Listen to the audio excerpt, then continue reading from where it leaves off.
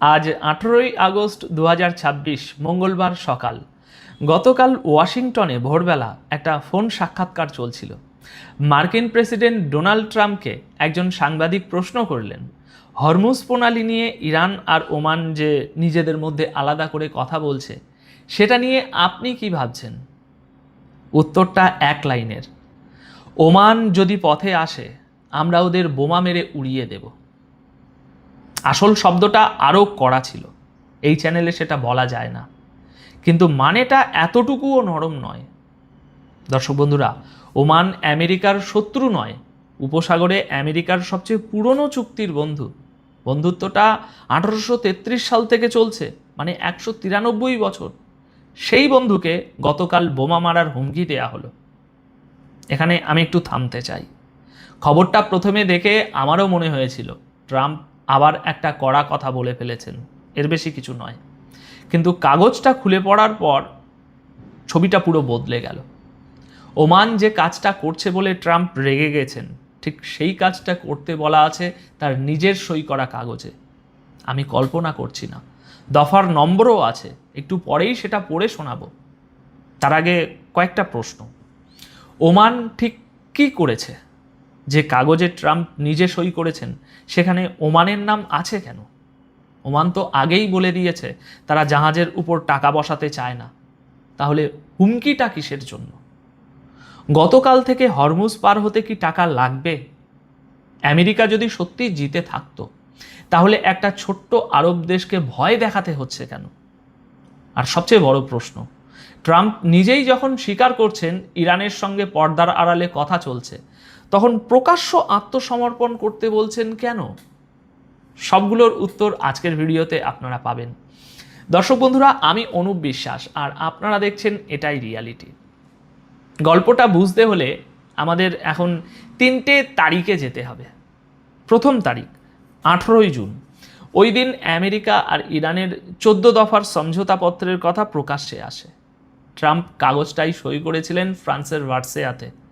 Al Jazeera জানাচ্ছে দুপক্ষের কেউই আসল কাগজটা ছাপেনি। একজন মার্কিন কর্মকর্তা সাংবাদিকদের ফোনে টেক্সটটা পড়ে শুনিয়েছেন। সেখান থেকেই দফাগুলো আমরা সবাই জানি।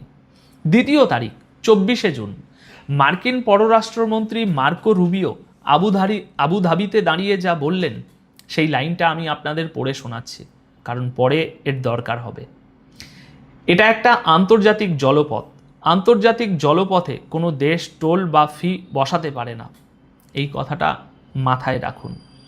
তৃতীয় তারিখ গতকাল 17ই আগস্ট। সমঝোতাপত্রের 60 দিন শেষ, কোনো চুক্তি হয়নি। আর এখানে একটা কথা মনে করিয়ে দিই, গত ভিডিওতে আমরা এই জায়গাতেই বলেছিলাম নজর রাখতে হবে একটা জিনিসের উপর, ওমানের সঙ্গে ইরানের নতুন নৌপথের এই বোঝাপড়াটা সত্যি ঘোষণা হয় কিনা। দর্শক বন্ধুরা, উত্তরটা একদিনেই এসে গেল। গতকাল তেহরান জানালো ওমানের সঙ্গে নতুন নৌপথের মানচিত্র নিয়ে বোঝাপড়া হয়ে গেছে। ইরানের পররাষ্ট্র মন্ত্রণালয়ের মুখপাত্র ইসমাইল বাকে বলেছেন দুই দেশ এখন একটা যৌথ বিবৃতির খসড়া তৈরি করছে। যে খবর জানা যাচ্ছে, নতুন পথে জাহাজ ঢুকবে ইরানের উপকূল ঘেঁষে আর বেরোবে ওমানের দিক দিয়ে। কয়েক ঘন্টার মধ্যে ট্রাম্পের বোমার হুমকি। ঠিক আছে, এবার মূল কথায় আসি। দফাটার ভাষাটা খেয়াল করুন। সমঝোতাপত্রের 5 নম্বর দফায় লেখা আছে, ইরান সর্বোচ্চ চেষ্টা করবে যাতে বাণিজ্যিক জাহাজ নিরাপদে যাতায়াত করতে পারে, মাত্র 60 দিনের জন্য কোনো টাকা ছাড়া। শব্দটা ধরুন, মাত্র। একটা কাগজে যখন কেউ লেখে মাত্র 60 দিনের জন্য বিনামূল্যে, তখন সে একটা জিনিসই বলছে, 61 নম্বর দিন থেকে এটা বিনামূল্যে নয়। গতকাল ছিল 60 নম্বর দিন, আজ 61। আর ওই একই দফার পরের লাইনটা আরও গুরুত্বপূর্ণ। লেখা আছে ইরান ওমানের সঙ্গে আলোচনা করবে হরমুজ প্রণালীর ভবিষ্যৎ পরিচালনা এবং সামুদ্রিক পরিষেবা ঠিক করার জন্য। কিন্তু এক মিনিট, তাহলে দাঁড়াচ্ছে এই ইরান আর ওমান মিলে হরমুজের ব্যবস্থা ঠিক করবে। এটা ইরানের কোনো চালাকি নয়, এটা লেখা আছে সেই কাগজে যেটায় ট্রাম্প নিজে সই করেছেন।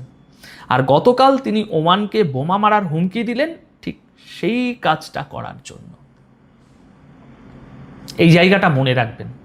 এখন আপনি বলতেই পারেন, ঠিক আছে, ওমান হয়তো ইরানের হয়ে খেলছে, তাই আমেরিকা এখন ক্ষেপে গেছে ওর উপরে। এটা তো স্বাভাবিক সন্দেহ। না, একটু দাঁড়ান, তথ্য এখানে উল্টো কথা বলছে। এখন এই তিনটে জিনিস পাশাপাশি রাখুন। ওমানের পররাষ্ট্রমন্ত্রী প্রকাশ্যেই বলেছেন ওমান জাহাজের উপর যাতায়াতের ফি বসানোর পক্ষে নয়, কারণ আন্তর্জাতিক আইনে সেটা চলে না। ওমান এই অবস্থান জাতিসংঘকেও জানিয়েছে। এর আগে মার্কিন অর্থমন্ত্রীর সঙ্গে এক ওমানি কূটনৈতিক আলাদা আলোচনাতেও মাস্কাটে আশ্বাস দিয়েছিল যে প্রণালীতে টোল বসানোর কোনো পরিকল্পনা তাদের নেই। মানে সহজ করে বললে, ওমান আমেরিকাকে যা শুনতে চায় ঠিক তাই বলেছে, প্রকাশ্যে বলেছে, জাতিসংঘকে বলেছে, বন্ধ ঘরে বলেছে, তারপরেও বোমার হুমকি। এবার আপনি হিসাবটা মিলিয়ে দেখুন, মিলছে না। আর ঠিক এখানেই আসল খবর। আসল ভয়টা টোল নয়, আসল ভয় হলো হরমুজ যদি ইরান আর ওমানের বোঝাপড়ায় খুলে যায়, তাহলে সেই দরজার চাবিটা ওয়াশিংটনের হাতে থাকে না। এবার সংখ্যাগুলো দেখুন, ছবিটা পরিষ্কার হবে। যুদ্ধের আগে হরমুজ দিয়ে রোজ 120 থেকে 140টা জাহাজ যেত। এই পথে যেত দিনে প্রায় 2 কোটি ব্যারেল তেল, দুনিয়ার তেল গ্যাস রপ্তানির 5 ভাগের 1 ভাগ। আর গত শনিবার গেছে 5টা জাহাজ, তার আগের সপ্তাহান্তে গিয়েছিল 31টা। 140 থেকে 5, এই দুটো সংখ্যা আপনি পাশাপাশি রাখুন। যুদ্ধের সময় কিছু জাহাজ ইরানের সঙ্গে আলাদা করে দর কষে পার হয়েছে। রিপোর্টার ভাষাটা খেয়াল করুন। আল জাজিরা লিখছে কোনো জাহাজ একবার পার হওয়ার জন্য $20 লক্ষ পর্যন্ত দিয়েছে। একটা জাহাজ একবার। এই সংখ্যাটা কিন্তু ছোট নয়। দেখুন দর্শক বন্ধুরা, এই জায়গায় ব্যাপারটার তেল রাজনীতি থাকে না, এটা আমাদের ঘরে এসে ঢোকে। বাংলাদেশ তার তেলের 95% আর গ্যাসের 30% বাইরে থেকে কেনে। এপ্রিল মাসে বাংলাদেশের 6টা জ্বালানিবাহী জাহাজ এই প্রণালীতেই আটকে পড়েছিল। ইরানের নিরাপত্তা পরিষদ আলাদা অনুমতি দেওয়ার পর সেগুলো পার হতে পারে। এবার আপনি একটা সহজ প্রশ্ন করুন নিজেকে, আজ থেকে যদি এই পথে ফি বসে, সেই টাকাটা শেষ পর্যন্ত কার পকেট থেকে যাবে? জাহাজ কোম্পানি সেটা নিজের ঘাড়ে রাখবে না, ওটা যোগ হবে তেলের দামে, এলপিজি সিলিন্ডারের দামে, বাস ভাড়ায়। দূরের এক প্রণালীর এক লাইন, আর আমাদের রান্নার ঘরে সেই টান।